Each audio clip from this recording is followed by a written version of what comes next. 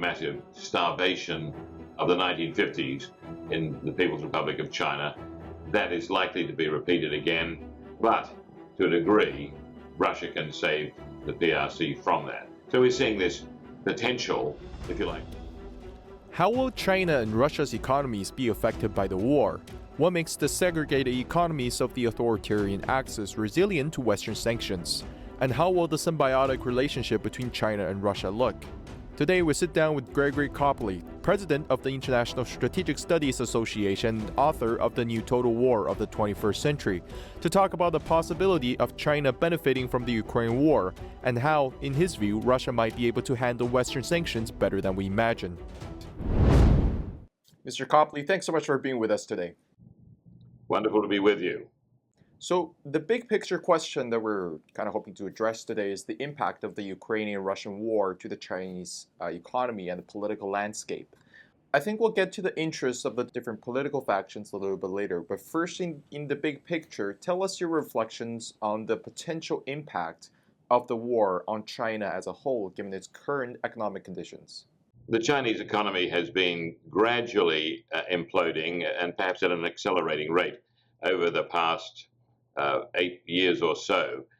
Now it's getting to a significant junction point, if you like. So what's really significant about the war in Ukraine is that, in essence, it has saved the Communist Party of China, saved the People's Republic of China to a large extent. Largely because it has driven Moscow back into the arms of Beijing. And this is something I've been warning about for the last 30 years, since the end of the Cold War, that the initial goal of President Ronald Reagan of the United States and Margaret Thatcher, Prime Minister of the United Kingdom, just before the collapse of the Soviet Union, was that they should defeat the Soviet Union, liberate the Russian people, and have them join the West as an active participant in Western culture. And the Russians wanted that too, the Russian nationalists in particular, who overthrew the Soviets. And yet every president since, President George H.W. Bush, Bush 41, all have moved Russia back into the position of being the adversary, as though Russia, post-Soviet Russia, was still the Soviet Union. And this has made Russia, firstly, unwelcome in the West, and secondly, it has moved gradually to push Russia back into the arms of Beijing. Now, for a great period of that last 3 decades, Russia was a supplicant to Beijing. Russia needed money from Beijing, and Beijing was happy to buy Russian defense and aerospace technology, and particularly space technology, at bargain basement prices. And the Russians were happy to just get a few bits of foreign exchange from that. Gradually, the Russian economy has moved towards greater flexibility, greater strength, greater depth, and now it's a net exporter of food. What we see with the People's Republic of China is that it is a net importer of energy to a very large degree, the largest energy importer in the world, and it is also the largest importer of food in the world. And this is largely a result of China's demographics, its large population, and the reality that it has some 20% of the world's population and only 7% of the world's water. And of that water, most of it, including the water table, the underground water, is polluted. So the Chinese food production is really in a bad way. Now, yes, the People's Republic of China has been importing food from around the world, but particularly the United States, and this has been a very expensive proposition. Coupled with that, it puts Beijing in an increasingly vulnerable position to the United States, to be dependent on the US for food. The People's Republic of China could not undertake any major military exercise, such as the invasion of Taiwan, because if it did, the US would just cut off that food supply, and you would have China en masse starving within weeks. So the reality is that the Ukraine war means that Russia now cannot sell a lot of its agricultural output, its food production and surpluses, to the outside world. So that food will be available to the People's Republic of China at a lower price, perhaps than they're paying for U.S. Grain imports and soybean imports. So that's one thing. Russian energy also, if it cannot find a ready market in much of the West, will find a market for it in the People's Republic of China. What Beijing was thinking about doing under the Xi plan was to, if you like, cut off China from much of this foreign dependence and build an economy based around internal circulation. In other words, self-sufficiency. It's an unrealistic view, and it didn't work for Mao Zedong. You saw the massive starvation of the 1950s in the People's Republic of China. That is likely to be repeated again, but to a degree, Russia can save the PRC from that. So we're seeing this potential, if you like, for Beijing to get more autonomy from the Western world and dependence on Western food, and also to still get a large amount of food from Russia. So you've got this new economic bloc being formed between Russia, the People's Republic of China, and Iran, and other nations, but that's the core, if you like, the heartland of that new economic bloc. And it may not be perfect, but it's a good starting point. You've also got the situation where the People's Republic of China economy is delicate, it's opaque, it's not conducive to good planning because we really don't have any viable statistics. There's no substantial backing for the yuan, but on the other hand, you've got a situation where you've got large debt being built up by the People's Republic of China. On the other hand, Russia has much less debt, and it has a much more robust reserves, gold reserves in particular, which make the ruble a potentially more stable currency. So you've got the potential for this new bloc of countries, Russia, China, and Iran, to build a relatively viable situation.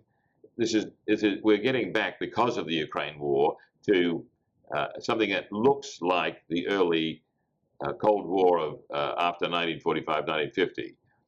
The reality is, though, that you've got Russia and China and Russia in particular, with great elements of a market economy. So therefore, they're much more creative. They're much more flexible. They're much more productive. So Russia and the People's Republic of China today, although they may have some economic disadvantages vis-a-vis the West, in reality, they're immensely stronger than they were during the old Cold War. So this is going to make it a very different situation than the 1945 to 1990 Cold War. And also, you've got a situation where, because Russia has been forced to ally itself with the People's Republic of China, something which it really didn't want to do, but nonetheless, it gives a different view of that bloc of countries to the rest of the world.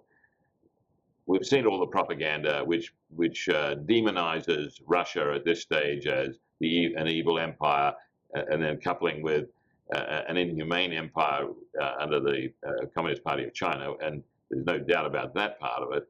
But the reality is, for much of the world, the view will be that there is not so much of a difference between the West and this new Eurasian bloc. What the rest of the world will start to see is that, well, there's nothing much to choose from, and if I can get high tech from Russia and China, if I can get food and energy from Russia or China, I might as well get it there as from the West. So what we're seeing is really the world rethinking its non-aligned aspects and its relative support for the West or for the Eurasian bloc. So it's going to be quite an evolution over the next decade or so to see how this works out. But we've now been forced back into a divided world, a bipolar world, which didn't have to happen. I mean, there was great scope to just isolate the People's Republic of China, especially when the Communist Party was finding it harder and harder to control the economy and the population of the People's Republic of China. In the PRC, they know that it was when China was 5% urbanized, that the Chinese Revolution in around after 1908 to 1911 and so on. Today, 66% or so of the People's Republic of China is urbanized, and you have massive unrest in the cities. And that would have led, I think, to an early demise of the Communist Party of China within the next decade. And except now it's thrown into uncertainty because they've been saved by Russia being forced to be their number one supplier. And right now that puts Russia in the driver's seat. But Beijing is hoping that within a year or two, they will be back in the driver's seat in this Eurasian bloc. So as you described, China's economy, in your analysis, would go through a higher degree of segregation.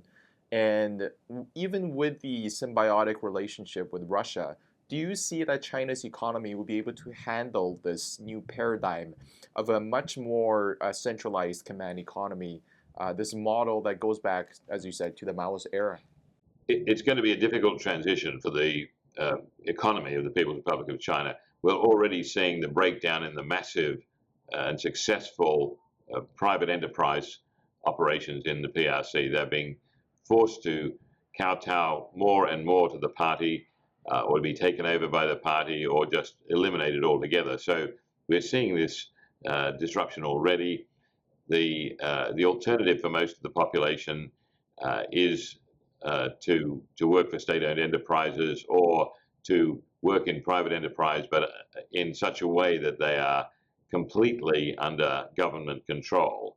And we've seen that the move towards digital currencies and the like has already had an impact. You can't get on a bus, you can't buy food, you can't cross the street, you can't even leave your apartment if you are declared a non-person. The great advantage that the party has is because of its surveillance techniques, they can see, reach, and control literally every individual. So the private ability to protest or to move in their own directions has been greatly curtailed.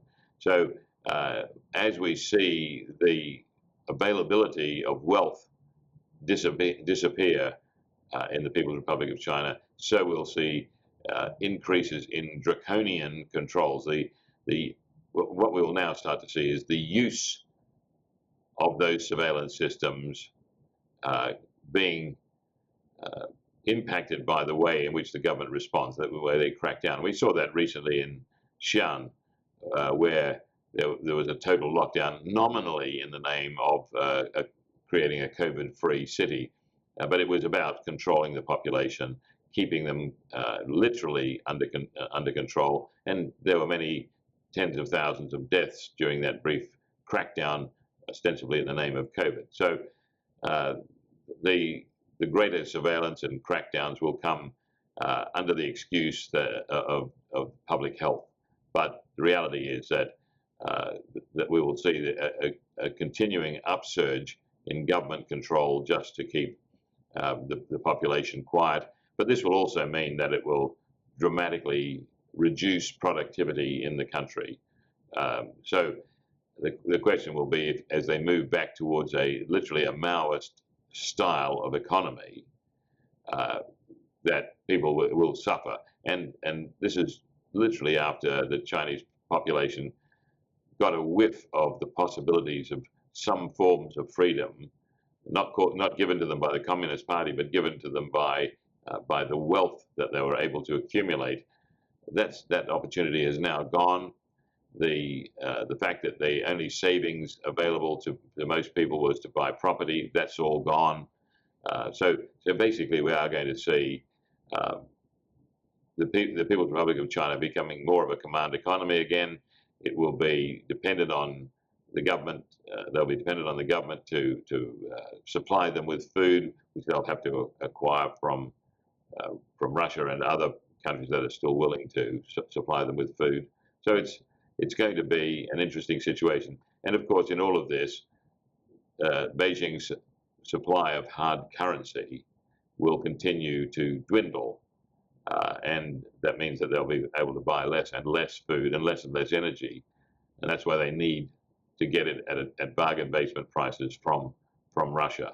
And I think Russia will come to greatly resent the fact that it's been losing world markets and being forced to subsidize the People's Republic of China. So as you mentioned, the Chinese economy is or society in general is in a very unstable state right now. And another factor that probably plays into this is the faction struggle within the top echelon of the party. How do you see this play out amid this crisis and in the near future? Frankly, if you can identify all of the factions, then there must be something wrong, because the reality is that most people within the party system are very, very careful about revealing their support for anybody other than the General Secretary Xi Jinping. So, in order to be seen as another faction, and such as the faction around Jiang Zemin, it's dangerous. It's dangerous to oppose Xi Jinping at this stage. Of course, the former president, former general secretary, former head of the Central Military Commission, Jiang Zemin, has a certain degree of immunity, so people around him enjoy a degree of immunity. And it's clear that although they are quite clearly hardline communists, they did support and not attempt to overturn Deng Xiaoping's reforms, which literally were to allow the private sector to flourish on its own. So Jiang Zemin could argue that he presided over a period of great prosperity for the People's Republic of China, because he didn't interfere with Deng Xiaoping's opening of the marketplaces. So you know that the Jiang Zemin faction hates what is happening under Xi, which is the end of economic growth and the move into this hardline Maoist decline. So the Jiang Zemin faction is not happy, but the question is, what can they do about Jiang Zemin? Jiang has led a charmed life in the last couple of years. The collapse of the US position in Central Asia in August last year, when the Biden administration made a shambles of withdrawing the US military presence from Afghanistan, looked like internally in the People's Republic of China, looked like a victory for Jiang Zemin, for Xi Jinping, because he had endured and the American adversary had declined. So that strengthened him a lot going into 2022, which is a critical year for him, because he needs to retain a sense of being in supreme control and being the only solution for the People's Republic of China as he comes up to the 20th Party Congress in October. And at that, he hopes to be re-elected as General Secretary of the party for an unprecedented third term. And because of the events of the last few years, including the Ukraine war, it's almost certain that he will be re-elected, if you like, as the leader, even though the reality is that the economy and social freedoms of China are declining at an enormously rapid rate. He'll still get elected. I mean, you saw that in the United States elections in 2020, it wasn't that President Biden was elected because he had an overwhelmingly positive appeal for improving the economy. It was because of opposition to President Trump. So President Trump was voted out rather than Jiang Zemin being voted in. Well, at this stage, we see that, sorry, not Jiang Zemin, Xi Jinping. At this stage, we see Xi Jinping being the incumbent with a certain degree of momentum. So he's not going to be voted out unless there's a great stumbling along the way. And although we've got the better part of 3/4 of a year before the party congress, reality is that the momentum is with Xi Jinping at this stage, and that means that he will then continue to crack down on the free market sector, the market sector of the Chinese economy, and will prevail and preside over a declining PRC economy, and the real money that is spent will be firstly on the PLA and all the capabilities that go along with that, and secondly on food for the population. But the PRC's exports will decline dramatically simply because they will no longer be competitive, will no longer be efficient. The global supply chain is moving on. So essentially, Jiang Zemin's team is unable to impact that, and we don't know what other opposition will come out of the party itself, because, as I say, nobody's going to put their head above the parapet at this stage and risk decapitation before the party congress. People are hoping that Xi Jinping will collapse on the weight of his own failure, but that's unlikely. He's just going to ride the wild horse of the decline down into the ground and retain control.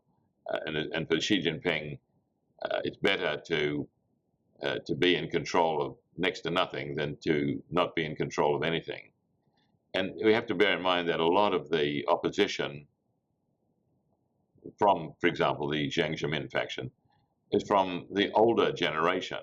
So they are going to be increasingly less important as a factor for Xi Jinping going forward. The real concern for Xi Jinping should be within the People's Liberation Army. If there's any sense that the PLA is going to be used randomly and recklessly, for example, in a war against Taiwan, then it's likely that the PLA will start to show signs of dissent against Xi Jinping. So we actually see the PLA as a major, say, roadblock or resistance to Xi's plans to invade Taiwan. I do see that, yes. What we did see with one of the authors of the great strategic doctrine of the Communist Party of China, which was the document of unrestricted warfare, which came out in 1999. One of the authors of that expressly warned Xi Jinping not to accelerate this movement towards war with Taiwan. He said that this was something which was going to derail the success of the People's Republic of China. So he definitely voiced the concerns of a lot of PLA leaders who don't see the value or the cost-benefit ratio is not in favor of invading Taiwan. Yes, it would give them an end to the Chinese Civil War between the Republic of China and the Communist Party. Yeah, it would end that, and that would mean that the Communist Party had won the Civil War finally. But that's not enough of a reason to risk the world turning on the PRC. One of the things that the PLA is well aware of is the lessons of history, that once you go to war, the outcome is problematic. And President Putin is finding that now. He was given, if you like, a green light by the Biden administration to settle the issue of Ukraine, only to find out that when he embarked on that conflict, he literally had a can of worms, which without any end in sight. And what the PLA has studied is how fatal it was for Japan to have invaded or attacked the United States in December 1941, because they could not control the outcome. And the outcome was that the heartland of the U.S. strength just was able to gather momentum and defeat the Japanese Empire. So the PLA does not want to go on any kind of war that has a problematic outcome. And that would include a war between the PRC and India over the Tibetan Plateau and over access to the Indian Ocean through Pakistan, the Karakoram Highway. So basically, the PLA knows that they must stop Xi Jinping from any 11th hour adventurism. And I use the phrase the Galtieri syndrome. We saw Lieutenant General Leopoldo Galtieri in 1982, knowing he was about to lose his position as head of president of Argentina, embarked on a war with Britain over the Falkland Islands. It was a reckless last-minute gamble, and of course it failed. And the PLA is afraid that that Xi Jinping might, in a moment of recklessness and despair, just commit them to war over Taiwan, and that could be the end of the PRC and the Communist Party of China. So the PLA is very concerned about allowing Xi Jinping to get them into that kind of predicament. Yeah, this is something that's quite interesting because Xi Jinping seems like he is like a completely diverging from what the traditional strategy of the Chinese Communist Party. And you mentioned this in your book, The Art of Victory, as well. Do you think it's his own hubris that's pushing this towards that direction, or do you think there's some like the hawks within the Chinese Communist Party that's doing this, or is it hard to tell?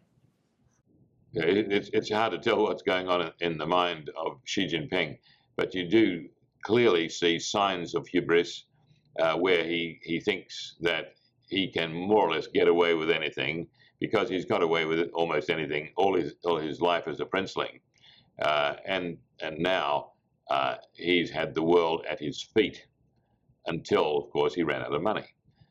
So I think he occasionally must awaken in the middle of the night with cold sweats, knowing that he is presiding over the decline of the PRC's economy and strategic power, which was exactly contrary to his, bellicose claims in the early days of his leadership, that he was going to preside over the rise of China to be the world's most dominant power, or the sole superpower, by 2049. The reality is that that's not going to happen, and he knows it. So now he's trying to make a virtue over saying, well, I'll remain in control for the rest of my life, as Mao did for all of his years, and I'll remain in control, and it doesn't matter how big the economy is. I will still preside over a nation which has global military reach and therefore influence. People will still have to pay attention to whatever I say, even if it looks more like Maoist China than Xi Jinping's China or Deng Xiaoping's China. I kind of want to get to one question that we're all paying attention to is China's stance against the Soviet Union, or sorry, against Russia.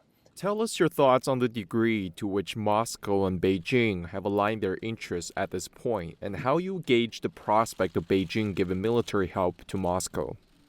Well, I think, firstly, Beijing had no option but to support Moscow on this war in Ukraine, quite apart from the reality that it greatly benefited Beijing in the end. Russia, I think, would wish to minimize its dependence on the People's Republic of China in this conflict.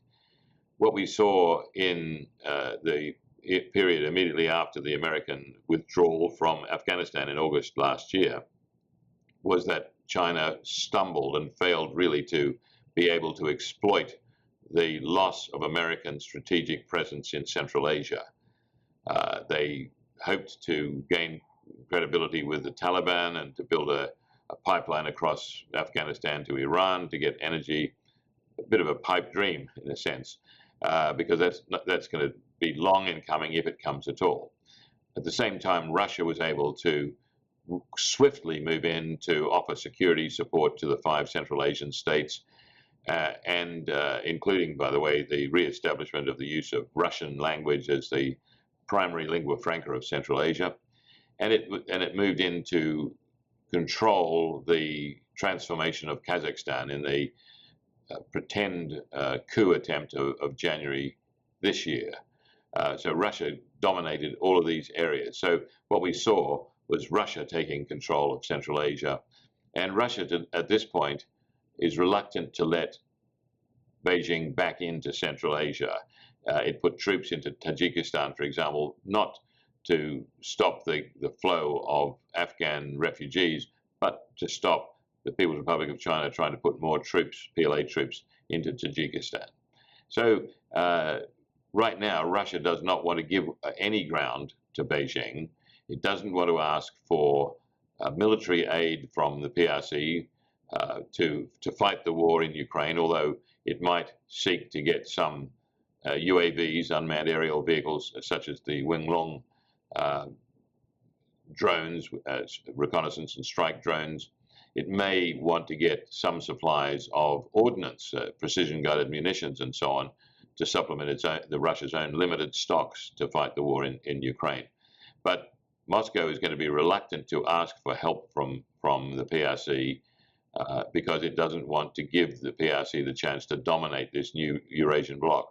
Right now, Russia is in the driving seat in this new relationship. It controls Central Asia. It's got the food and energy surpluses that Beijing needs. So Beijing has to kowtow to Moscow, as we saw during the original Mao-Stalin period, which Mao greatly resented. So there's no question that Xi Jinping and Beijing generally are just biding their time when they can regain control of this bipolar bloc within Eurasia. So the tension and conflict will continue. Of course, there's the long-standing historic territorial disputes which between Russia and the People's Republic of China, and if you like, going back to the 19th century between Russia and China. So those disputes haven't gone away. Quite the contrary, they've increased in importance. We saw even last year Xi Jinping siding with the group and initiating the group, I believe, which claimed that Vladivostok was really Chinese territory, and that Beijing would soon reclaim that.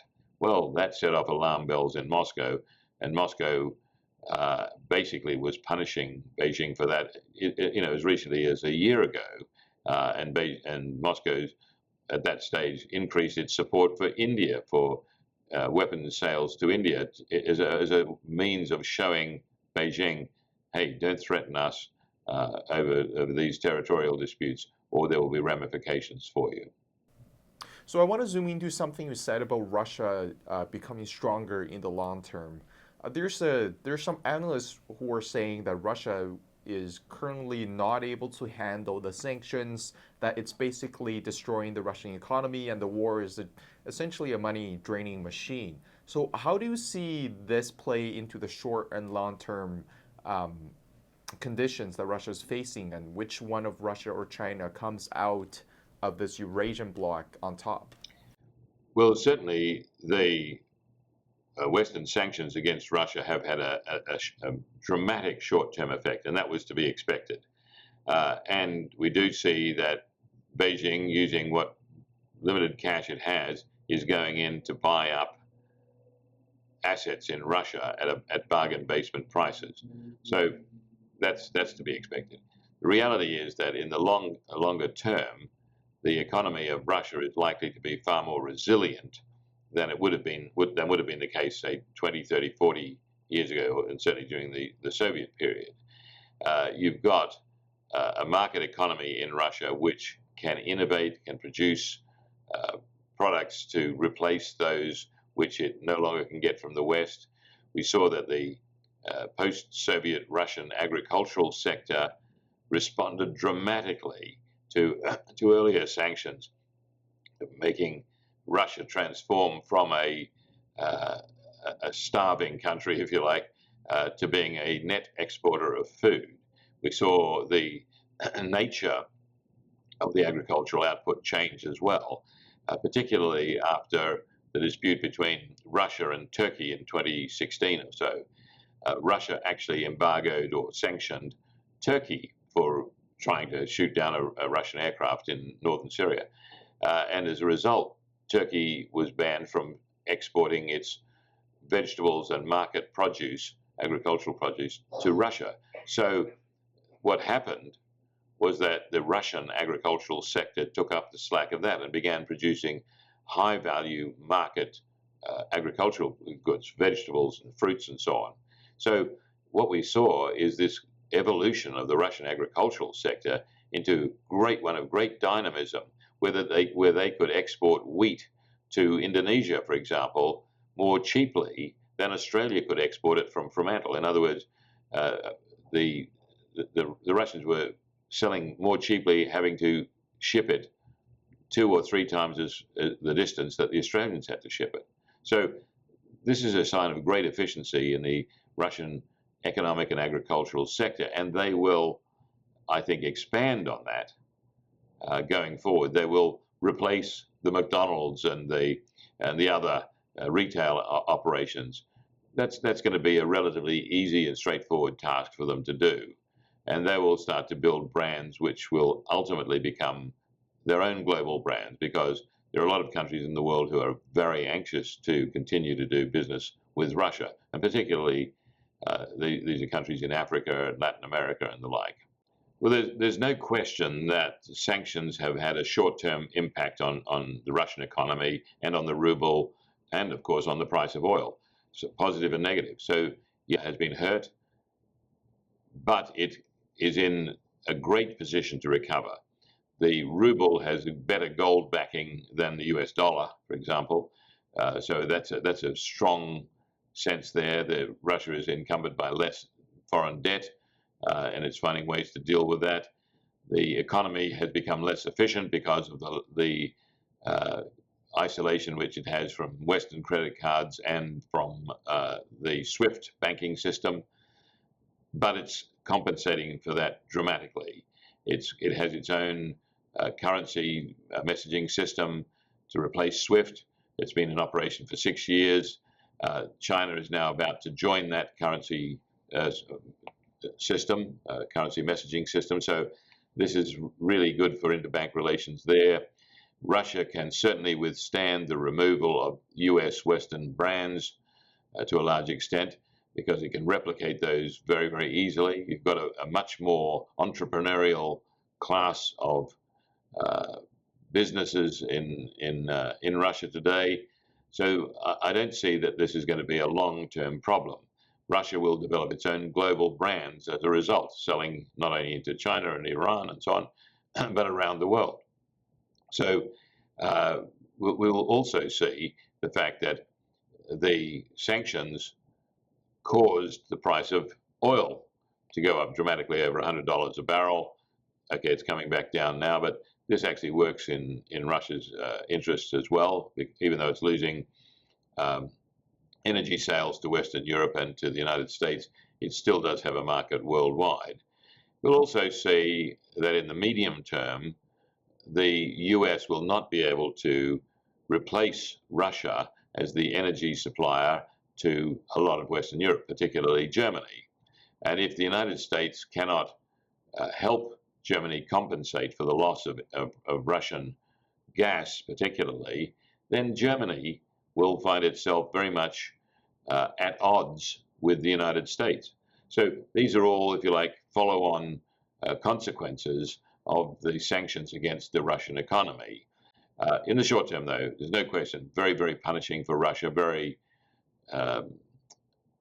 humiliating in some senses for Russia, but in the medium term, Russia can withstand this and respond dramatically, and perhaps even regain a stronger position in Western Europe as Western Europe becomes disenchanted with this chaos which Washington has brought on them through the sanctions and through inciting, if you like, the Russian-Ukrainian war.